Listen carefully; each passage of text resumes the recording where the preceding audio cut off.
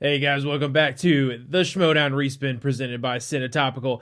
I am Nate. If you are wondering where my good buddy Strange Wing is, he had to fly out for a very special interview with the one and only, the commish himself, the man in charge, the Darth, Christian Harloff. Over to you, Strange Wing. Harloff, hello.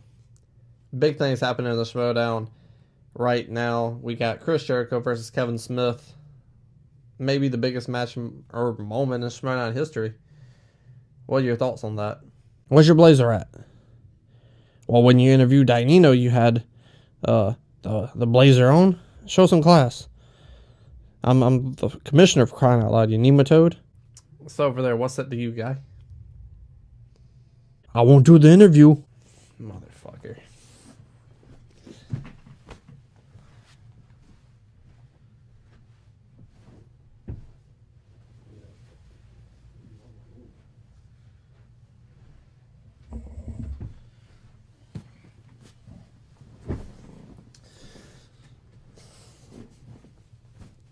Now answer the question.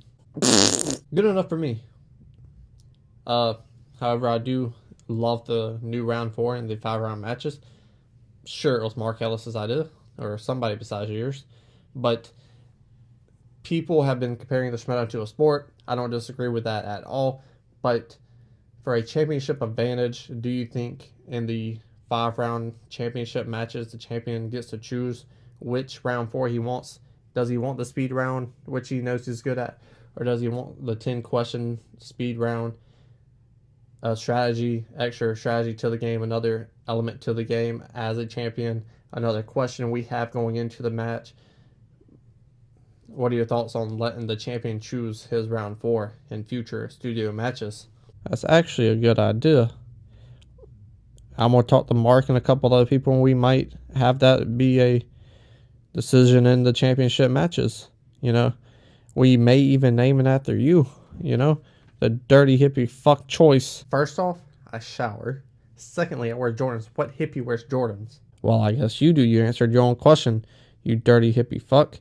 Now hurry up on the commissioner. I'm busy. I got 2 kids. One's probably crapping his diaper right now. Will you remember the show's name on your fucking breakfast show next time you talk about us? No. And as kindly as I can, being a New Yorker and all, I want to thank the 3 people that actually watched this fucking show. And to the dirty hippie fuck doing this interview, I'd like to say, fuck you and peace out, mother Fs.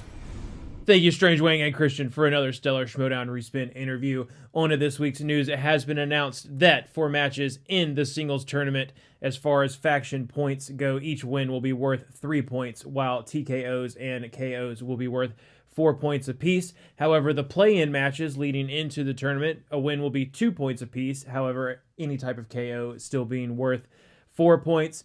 All remaining Season 7 title matches will be that same formula of 3 points for a win, 4 points for a KO of any type.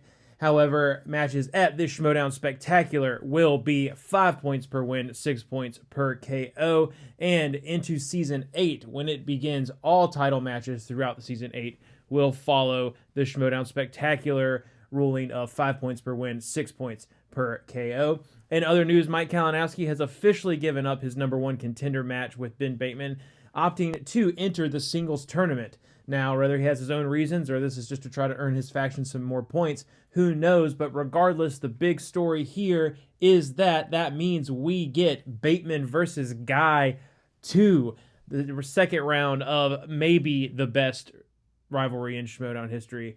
Is definitely up there with the best, but on to this week's matches. This week we had 2 weekend matches in the Inner Geekdom tournament. First up, let's talk about Mike Kalinowski versus Eric Zipper.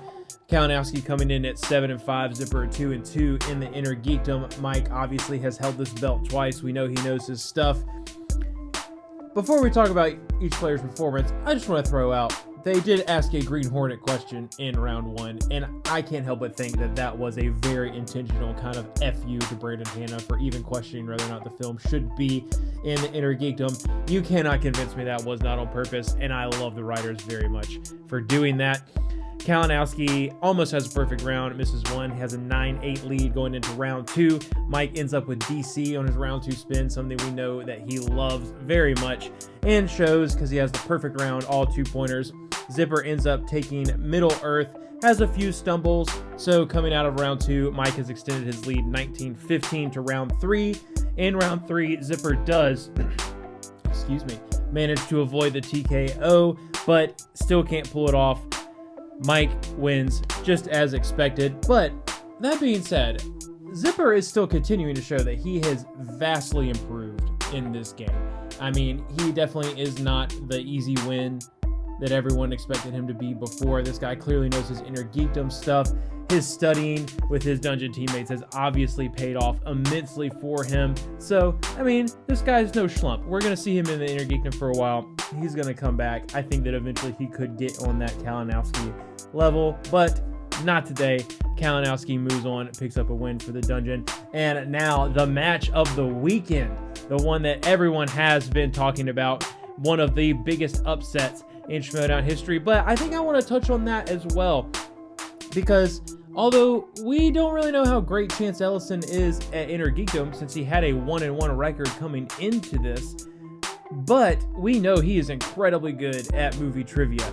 Robert Parker is 2-0, but has any player ever had more hype behind them coming into the league? I mean, I don't know if this is really an upset, because we don't really know this kid. We've never seen him face a lot of pressure. We've never seen him, have to face the format that we're facing now with the virus and all of that stuff. So obviously it is an upset because Parker was the favorite and Chance inevitably wins this match. But is it as big of an upset as everyone has played it out to be? Is Parker as invincible as everyone has made him out to be? And the answer is obviously no. But that being said, Parker, taking a page from William Bibiani's book, opts to stand for the entire match. Chance hits the perfect round and gets the bonus question, so he takes a 3-point lead going into round 2. Chance takes DCEU, goes perfect, has to check to multiple points once. Parker takes Wizarding World for his round 2. Exact same outcome, all perfect, but has to check to multiple choice once. So in round 3, Parker does manage to avoid the TKO, but Chance, absolutely flexing his breadth of inner geekdom knowledge, comes away with the win, the upset that everyone is talking about in the movie trivia Schmoedown community at this time. And you could talk about Mikey 3 belts all you want, and maybe Mike has a legitimate chance at being the first 3-belt champion. But I don't think that it's fair after this match, after seeing what Chance Ellison did, after seeing him beat the most hyped inner geekdom player to come into the league. I don't think that you can have that 3-belt conversation without talking about Chance Ellison, because we know this man is already a monster in teams and singles, and now he's proving that he can compete with what we have at least perceived as the best of the best in the inner geekdom. I mean, I feel like Chance Ellison has a better shot of being a 3-belt champion than Mike Kalinowski does, and I cannot wait to see what that looks like moving forward. Make sure you guys subscribe right now to the Schmoedown Respin. Hit that like button. But definitely make sure you subscribe. We will have a singles tournament breakdown coming up shortly, as well as some very, very incredible Schmoedown top 5 videos. Thank you so much for watching.